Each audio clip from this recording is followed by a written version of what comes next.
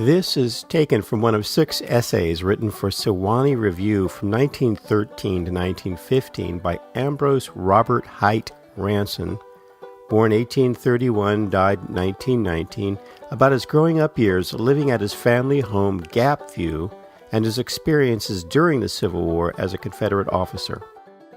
His observations are very informative about daily life pre-war amid unacceptable observations condoning the enslavement of other human beings.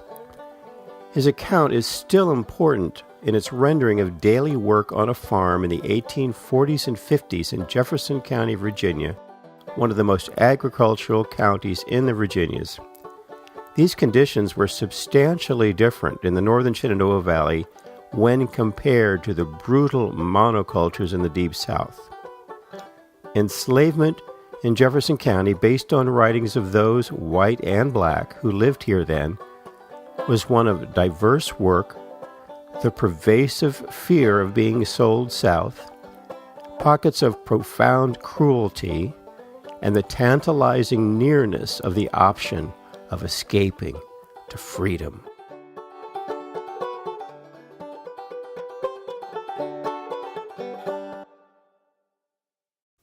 Plantation Life in Virginia Before the War by Ambrose Ranson, Part 3.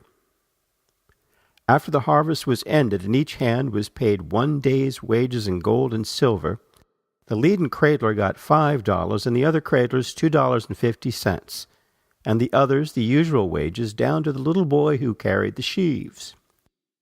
If the neighbors had not finished their harvest, the force was allowed to go and help them out, receiving for themselves the usual wages.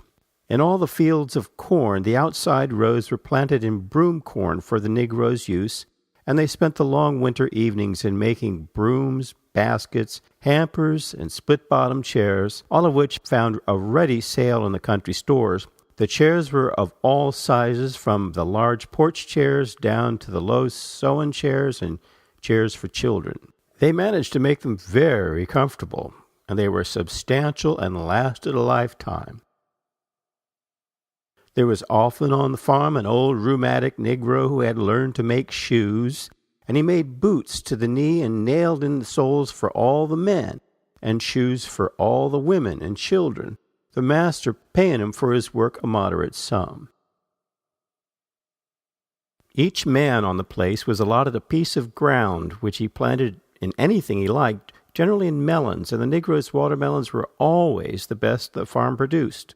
The thrifty Negro was never without money in his pocket, and some have even been known to have enough money to buy their own freedom or that of a wife or child who was in danger of being sold for the debts of their owner. In hot weather, a ration of whiskey steeped in tansy, and in malarial seasons a gill of whiskey with 5 grains of quinine was issued to each man every morning before he went to his work. It's all over now, and I for one am glad of it. But the fact remains that the slave did his work and was moderately comfortable and happy, and the master took care of him, at least on our plantation. In those days, the kitchen was generally detached or connected with the house by a covered way. The meals were brought in by detachments and put down in front of the fire inside the brass fender. When all was ready, the meal was announced. The family took their seats, and the viands were served hot from the fire. There was also a plate warmer, which stood on the hearth in front of the dining room fire. The advantage of these arrangements was twofold. You got a hot meal on a hot plate, and you knew what your dinner was to be without a menu card. One evening my father, who had come in after a cold day on horseback, was sitting in front of the dining room fire waiting for his supper when Tom, the waiter, came in and put down on the hearth 2 plates of beaten biscuits. And leaning over to do this, several telltale biscuits dropped from the unbuttoned breast of his coat. Tom stood still, utterly dumbfounded, but my father said promptly, Tom, you old rascal, you are simply raining biscuits this evening. Pick 'em up, Tom. Pick 'em up and put 'em in your pocket. It won't do to waste good biscuits, Tom. And poor Tom picked up the biscuits and put them in his pocket. I remember well my mother's attitude towards our slaves. She had a school where all the young ones were taught contrary to law. She taught them herself, and her Sunday school was always full. All our young slaves could read, and some of them could write. My old mammy always wrote to my mother when she was away from home. When we, the children, gathered around the table to study our lessons at night, she always took her place at the table with pen, ink, and paper. "Now, children," she would say, "I am going to write to your ma, and I don't want to give a bad account of any of you."